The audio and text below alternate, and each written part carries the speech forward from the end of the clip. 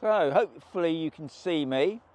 So it's the evening now, and what I'm doing tonight is I'm doing the second part of the Hyperlapse. I did the Hyperlapse basic, but if you remember, I used it as a waypoint. So I've come back in the evening. I'm going to do another waypoint and just see how good it is using it. So as always, got to get a drone up. What I'm going to do, I'm just going to go straight into it. I'll let you see what's going on, but we've just got to get a drone up first.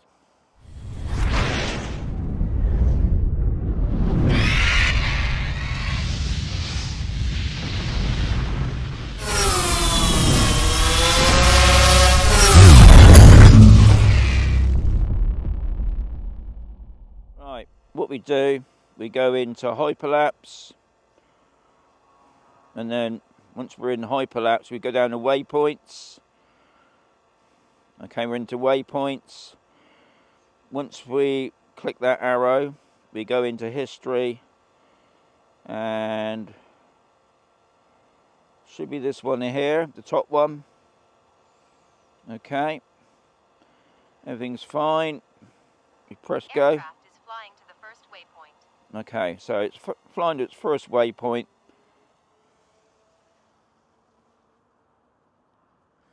One good thing about night flying, you got lights on the drone as well. So you've got good vision of what's going on. Right, so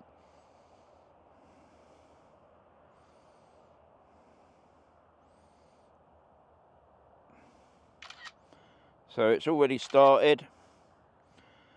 So remember with the Hyperlapse, what it's doing is taking photographs. Now I've just got it in normal JPEG.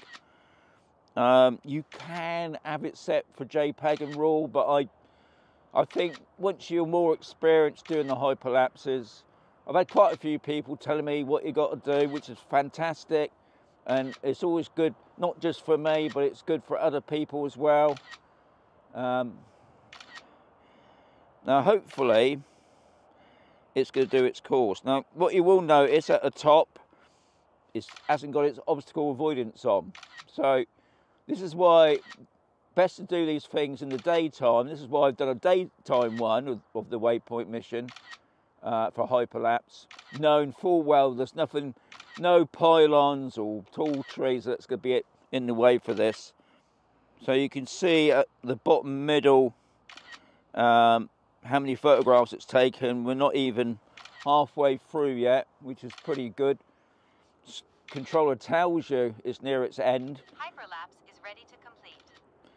See, it's already telling you it's ready to compete. What I'm not going to do tonight, I'm not going to show you the playback because I do like the idea of the drone up at night. So I'll get back and then I'll add this to the video at the end, and you can compare the both day and night. Okay, so that's done now. What I'm going to do now, I'm going to bring the drone back. Return to home. I mean that. This is another thing I love about the 4 Pro. I mean, you can see the drone's just going up at the moment, and then it's going to fly over. It's like a Star Trek thing, isn't it? But it's going to come over in a minute, and it's going to come down, hopefully, just down where it just took off. But you got more clearer vision than you did on the 3 Pro, because you didn't have nothing on the screen at all, really, other than it's returning to home. So you can see now that the camera's dropped down. You can see the light coming from the back of the car and where I'm standing as well. I mean, that it is just amazing. We're only not talking that many years when drones started to get more popular. Like Bonnie, the light's going to come on in a moment. The landing light. There's the landing light. So I ended the video with even showing you the footage. So in a moment you're going to see the footage. And what you're going to see the night footage that I've done, and also the day footage on the same waypoint. I'll show it now.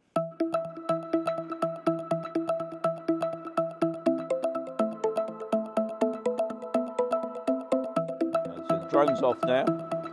So, just a short vid really, but it's a continuation from the basics, the Hyperlapse basic that I've done.